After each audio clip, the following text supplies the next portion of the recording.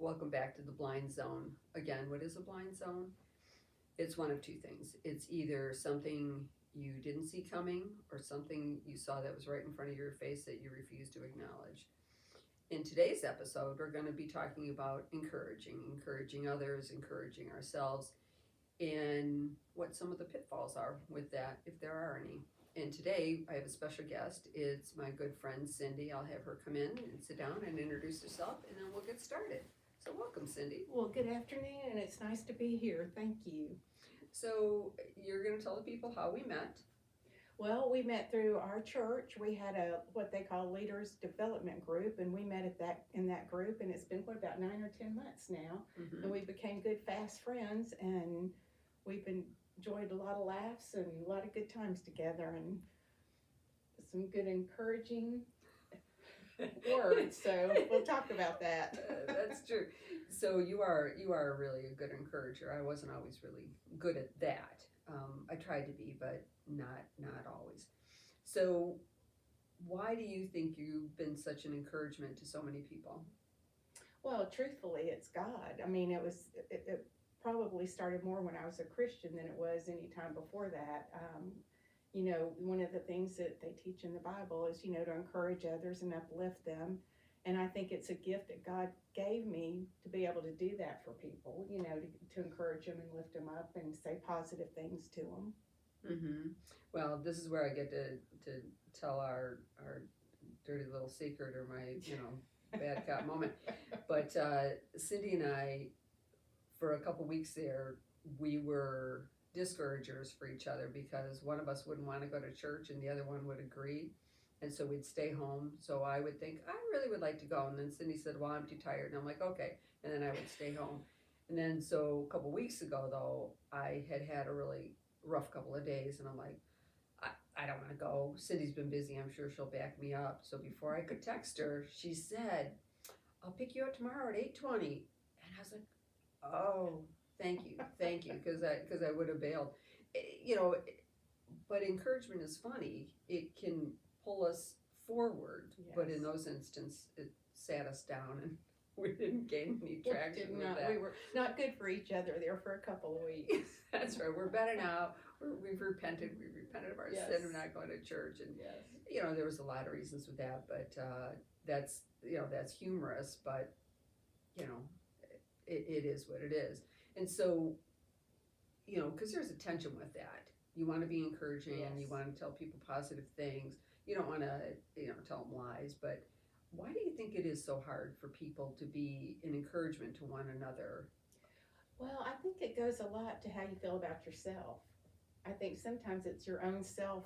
If you're not happy with yourself, it's hard to encourage other people. Mm-hmm. Well, a number of years ago, I read the Stephen Covey book, 7 Habits of Highly Effective People. And one of the things he said that really stuck with me was that when there's a situation and it looks like somebody else is going to win and you don't want that for the person because you think once they win, it takes something away from you. Oh, yeah. And that's not true. It's not. There's plenty of room for both of you to have a win-win situation. And for me, that came in the form of giving somebody an honest compliment because I felt if I complimented them, then it took something from me. But that wasn't true at all. Right. And so I found that when I didn't compliment them, it actually took something away from me because it broke down a relationship that could have been stronger had I trusted that there was enough of a win-win for both of us. So because we both had critical people in our lives and we're not naming names, but why do you think that they fall to that so easily? Instead of lifting up, they kind of tear down in some kinds, superfluous ways where they go around and it doesn't look that obvious, but it is. Well, and I think a lot of that is, we've talked about this before, about how powerful your words are.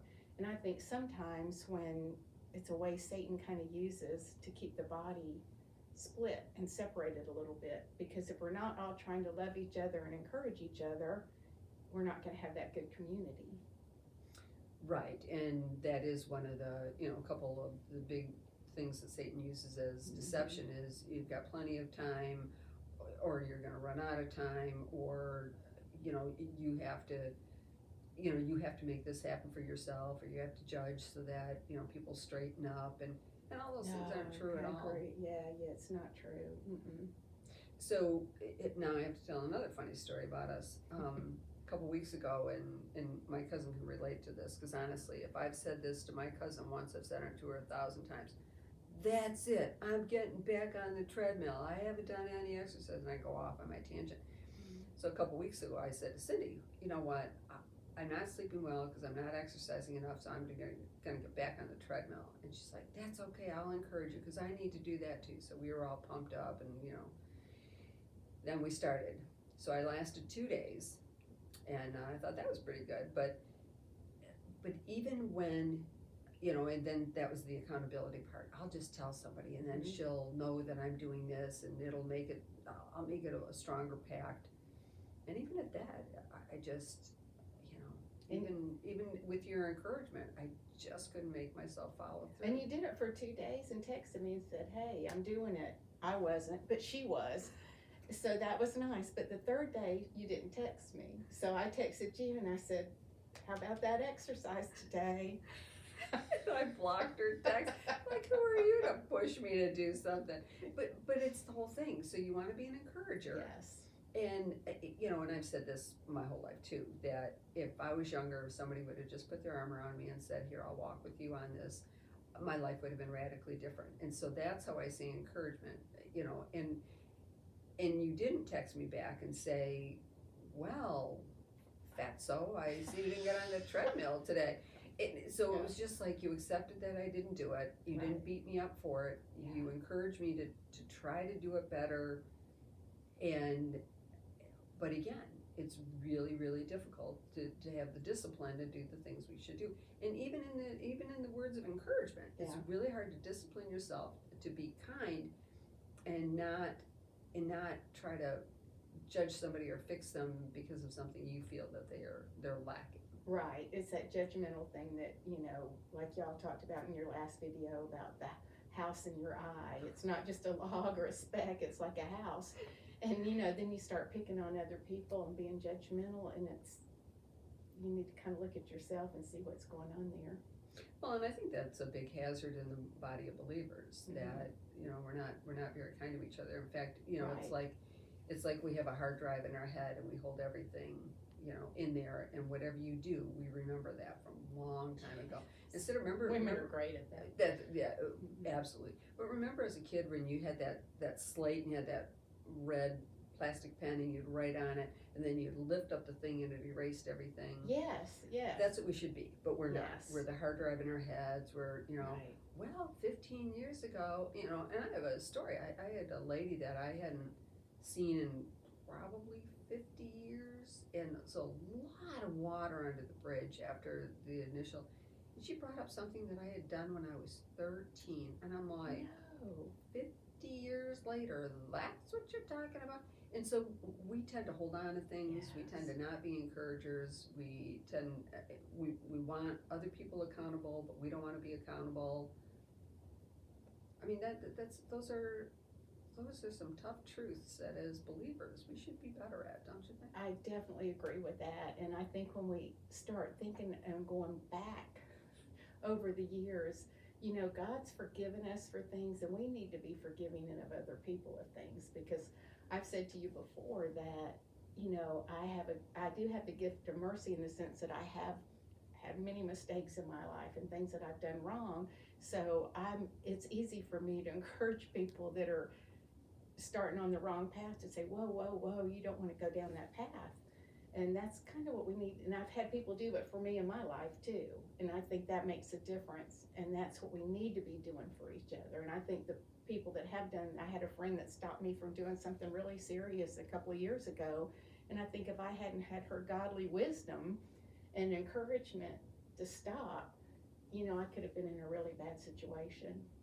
Well, and likewise, I had gotten some bad advice when I first got here, and it was just the power of the Spirit that stopped me. But it was people that I trusted, and they told me stuff, and I found out later that it wasn't good advice at all. So it can go both ways. People, you think they're Yes. encouraging you, Yes. but they always don't want the best for you. And so you have to really weigh that out. Because honestly, it's hard for me to take, I like constructive criticism, Mhm. but I don't like a negative critique. That and mean spirited. the mean spirited. Yeah, And if, that's not good for anybody. right. And you know those kind of people Mhm. that, the sun's never going to shine and, whatever. Yes. And they never bother to make lemonade because, they don't even buy the lemons. So it's, it's just hard to take. But the other thing I was thinking about with this, besides the discipline of becoming an encourager and just being accountable and getting on the trail, whatever it is we are, I always think of it like when I was in elementary school and they had the chin-up bars that in my own strength I could hang on that thing for maybe a minute, probably not that long, that's an exaggeration, but again, in my own strength I couldn't do that for very Right. long. So when I think about being an encourager, I really need the power of the Spirit to help me be more disciplined in both the accountability side of it, the discipline to exercise, the discipline to whatever it is, encouragement or Right. whatever. Reading your Bible, taking the time. Yes. But it's because in my own self I could never, I don't have. Because again, when I'm on the couch and I'm like, you should get up and go on the treadmill, and that's right, I can talk myself out of that. Yeah. But if Just like we did church. Just like we did church, and honestly, when we go and we love our church, We love it. but there are times, and COVID made it almost too easy. That's you just true. stayed home, sat in your pajamas, ate your bowl of cereal, listened to but you're not really engaged doing that. Yes. You're on the periphery. And so to be an encourager, you do need to be around people. Yes. And, they say that it's messy in the middle, and that's what brings change, though, for both you and the other person, when you're willing to Yes. jump in, get involved, Mm-hmm. and do what they need and not just what's easier. And and it's praying about it. It's being the discipline, like you said, and that is a hard thing to do. And for somebody like I work full time, so it's easy for me to come home and just turn on the TV and watch junk instead of taking my time to be disciplined and read my Bible or listen to something that's positive. And when you get into that, then that encouragement kind of starts going away. You're not encouraging other people because you're not very encouraged, and that's when you need other friends to come in and say, whoa, wait a minute now, are you doing this, are you doing that, and not in a judgmental way like you said, but in a loving way to make them better. Well, because even in the leader development group, you had said, years ago I used to have this discipline I did, and Yes. So describe that, and then you Yes. said you stopped doing it and you keep telling yourself, I'm going to do that again. Exactly. So what was it, and why didn't we fall back? It's a type of meditation, and I'll probably say it incorrectly, but it's lectodivina, I believe is how it's pronounced. But I did a course for like 12 weeks of this meditation, and I spent every night. You did take a night or two off, but every night that I had a study that I did, and I meditated every night. And I tell you, my spiritual growth, I just grew. And I kept it up for a long time, and then I got a job where I was working a lot more hours, and I was coming home tired, and then that started slipping. And when we were doing the group, I thought we were talking about meditation, and I said, I've got to get back into doing that because it really did make a difference in my life. But it's so easy to come home and be that undisciplined person. That's something I struggle with. Right, and because, I don't eat sugar, and people are like, you're so disciplined. It's like, no, I've learned when I reap the rewards of eating sugar, I'm deathly ill. So there's no Right. benefit in that. So when I tell myself you should get on the treadmill, I don't really see a benefit. I know in my head there's a benefit. Right. I know I'll be stronger. I know my lungs are, all that. Who cares? You'll Because I sleep got on the better. scale, the number was okay, so Yeah. it's all a wash. Yeah. And so we talk ourselves into and out of stuff. And Very easily. very easily. And and I think, like we talked before, we've had this discussion about Satan uses those little things where it's gradual. It's not oh, bam, you're not doing this anymore. It's a gradual, I just won't do it tonight, but I'll do it tomorrow night. And then next thing you know, weeks have gone by and you haven't been disciplined about whatever it is you decided you wanted to do, you know. Well, and a number of years ago, I was talking to a friend of mine at church, and she knew my husband, and he was really a gentle soul. And she said to me, you know, David, he's just like the gentlest person I've ever known. How did he end up with you? And I was like, well, I'd be offended if that wasn't true. And so it really let me know that my persona can be grating, and because I don't have the gift of encouragement as I should. So I'm really going to try and work on that. But again, if I'm doing this in my own strength, I'll forget about it in a short order of time and fail. And it'll be like me on the treadmill.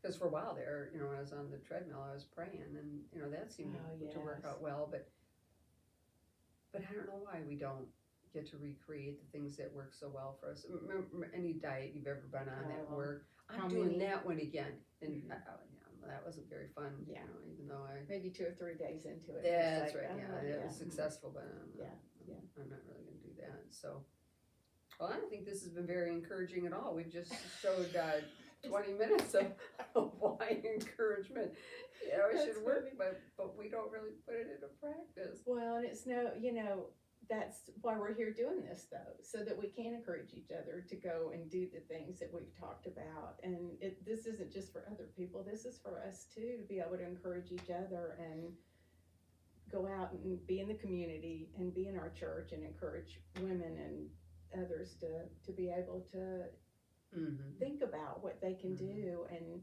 not be critical and judgmental about it, but to be loving. And it helps me when people encourage me and say, have you been doing this? Are you doing this? And I'm like, no, maybe I should, you know, and that helps when you encourage. When I get the encouragement, it helps me.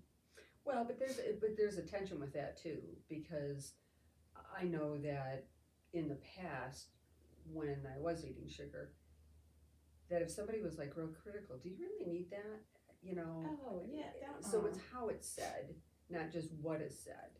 And it's just like that lady saying that to you about how did your husband end up with you? That's not encouraging. Well, and I know what she meant, but you're right. But it's years later, it still sticks with me that you know, maybe I could be a little gentler and you know and whatnot because honestly, even with this YouTube thing, I've gotten a lot of good advice, you know, because one week I had the camera, I was using the wrong camera and the mic didn't work and blah, blah. And in fact, you know, one of the times I was shooting, the tape didn't work at all and we had to start over. And that was pretty funny, you know, so I was that was real funny. Yeah, it was really funny because I was encouraging the person not to just drive off. I'm not doing this again. Yeah. But again, we're so eager to stick somebody with a sharp stick. And again, I've said it before, this is a safe space. This is a grace space. And I learn as much from these things as I think, because before we got on here, I was reading Romans 7, and the Apostle Paul said, you know, the things I don't want to do, I just keep doing, and the things I don't want to do, or I want to do, I just can't get around to it. That's a paraphrase, because that's not what he said, but the gist is, but in our flesh, that's our lowest common denominator. That's what we'll fall to because it's easier. Yes. You know. Definitely. So how do you want to leave it as far as encouragement? What do you think people, if you had to summarize it, what would you say your final words of encouragement would be? Well, I would have to just say that we as women and men too need to encourage each other as the body of Christ. It's in the Bible. That's what we're supposed to do. We're not supposed to be judgmental and critical. You can tell somebody in love, encourage them if they're doing something the wrong way to get back on track. But I think just to encourage each other and love each other and be able to have friends that will be honest with you too about things. I think that's important too. And I feel like I have that with you, the honesty that if I was, I think you would say something to me. So I just think to be loving and kind, that's what we're commanded to do, to love each other, not be critical of each other. Because I think that's where I think the church has fallen down. Yes. That when you're on the outside looking in, we don't look very nice, you know. From the outside in, people looking and go like hypocritical, and you're like, well, yeah, come on in. Yeah. But again, what we think we want to do and what we end up doing are two different things. Exactly. But we're always a work in progress. God's always working on us. He never stops, and it doesn't matter how far back you go, you always can go forward again, and He's there to love and forgive us. Yeah, because I do like who I am, and I'm thankful that I'm not where I was. Yes. And I know He's got some definite hard edges to still knock off me, and that's fine by For me. all of us, yeah. But I do appreciate our friendship because of the encouragement and the fact that I can be honest, that I don't have to smoke screen and think, well, I can't say this because what she's going to think, and because that's no way to be either. But on the other hand, I don't want to be the porcupine that shoots quills at everybody. So. I'll let you know. Yeah, I'll let you know. I'll be the judge of that. Yeah, that's perfect. No, you're That's not perfect. either. But I do think as women, that's why I think this is great. You're doing this. That whoever sees this might need to hear that encouragement, and it'll help them get back on track. And I'm certainly going to go home and I'm going to do my exercise tonight, and I'm going to read my Bible. First, we're going to go to lunch. So Yeah, that we're we going to can- eat. Yeah. Then we'll go have to get on the treadmill to work Yeah. off lunch. But Yeah. anyway, I guess the thing for today, the synopsis is we could all be better encouragers, but you have to be kind to yourself, be kind to others, and encourage when you can. Thanks. Oh, I should tell you what's going to happen for next week. Oh, I almost forgot. Anyway, next week we're going to have my good friend Dee, and I'll let her tell you about herself. But we are going to be talking about our feelings and our faith and how they coexist. Anyway, thank you for stopping by, and encourage when you can. Thank you.